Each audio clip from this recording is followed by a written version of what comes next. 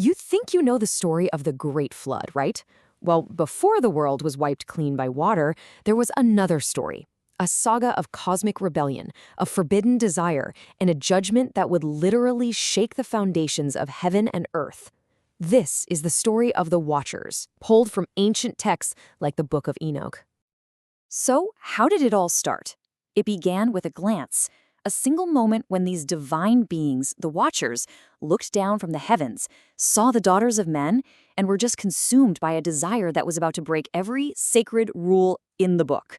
This one line sets the stage for a total cataclysm. And that brings us to the first major act of this tragedy, the oath on the mountain. This is where a conspiracy born from that forbidden lust leads to a fateful, binding decision on a desolate, windswept peak. Now look, we're not talking about one or two rogue spirits here. This was a full-blown, coordinated rebellion. 200 of these sons of God, a whole legion of them, all conspired together, completely united in their plan to defy heaven. But, even at the top, there were some serious second thoughts. Their own leader, Samjaza, he knew the terrifying price of what they were planning. He was afraid he'd be the only one left to pay the penalty for this great sin. His fear just shows you the incredible scale of what they were about to unleash. And these weren't just nameless faces in a crowd. We're talking about the ringleaders, the chiefs, each one a master of some kind of forbidden knowledge. You had Samjaza, the leader, who was having doubts, Azazel, who would become the master of the forge of war, and others, like Barakajal and Kokabel, who were ready to trade away the secrets of the stars. Each one held a key to humanity's corruption. And this was the point of no return. Right there, on that high, lonely summit of Mount Hermon, they sealed their fate. They didn't just pinky swear. They swore a binding oath, calling down curses on themselves if any one of them backed out. This pact, this was the real beginning of the fall. Okay, so the oath is sworn. The deal is done. What happens next? Well, all that forbidden knowledge starts pouring out into the world. It doesn't come from a scroll or a book. It comes from the forge of corruption. The angel Azazel, he really took the lead here. He showed humanity the secrets of metalwork, not for building things, but for pure destruction. You can just imagine the clash of hammers as he taught them to forge swords, knives, and shields, the very tools of death. But it didn't stop there. The corruption spread into vanity, into sorcery, poisoning every single part of human life. So you might be thinking, hey, new technology, that's great. But no, this knowledge was not a gift. It was a poison. Instead of leading to enlightenment, it brought godlessness. Humanity, armed with these divine secrets, was just led completely astray into violence and chaos. The world was changed, and not for the better. The corruption didn't just stop with bad ideas and weapons. Oh no, it got into the bloodline. From this unholy union of angel and mortal, a new terror was born, a monstrous generation that would literally plague the earth. The scale of these things is it's almost impossible to wrap your head around.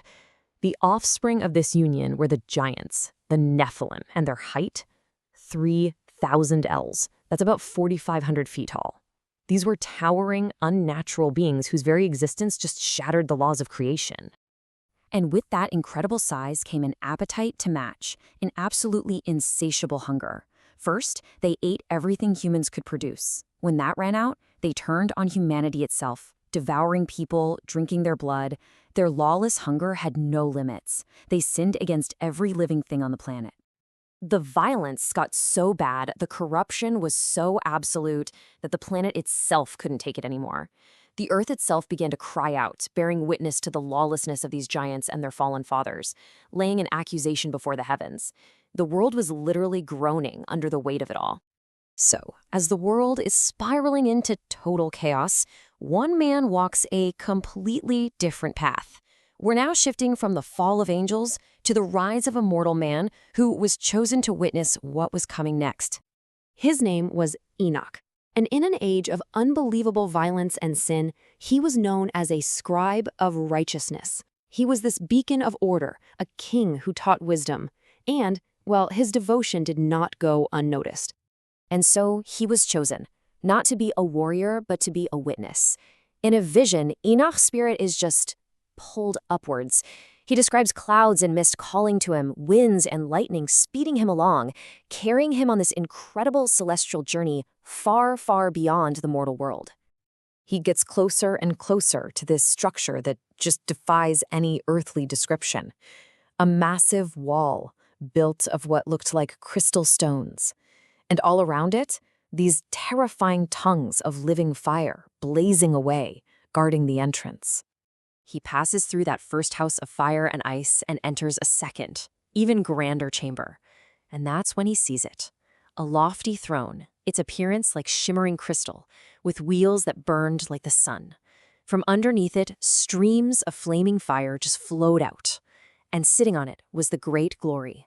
A sight so magnificent, so terrifying, no mortal could possibly see it and live. Enoch had seen the coming judgment. He had delivered his message.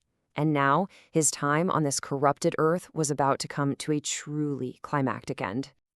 After reigning for 243 years, an angel's voice calls to him from the heavens. His mission on earth was done. He was being summoned for a new purpose, to reign over the sons of God in heaven, just as he had reigned over the sons of men on earth. And this was no quiet exit, let me tell you. As Enoch gathered his people to give them his final words, a spectacle appeared in the sky for everyone to see. The likeness of a great horse came down, just pacing in the air. This heavenly ride was here for him. And then, the final, absolutely breathtaking moment. He mounts the horse and just rises into the sky. 800,000 of his followers watched as he was taken up in a roaring whirlwind, ascending right alongside chariots of fire. He was gone, for God took him. So Enoch, the righteous king, he was saved from the destruction that was on its way. His story ends in glory.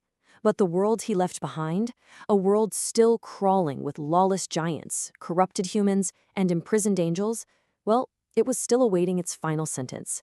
And that judgment wasn't going to come with fire, it was going to come with a flood.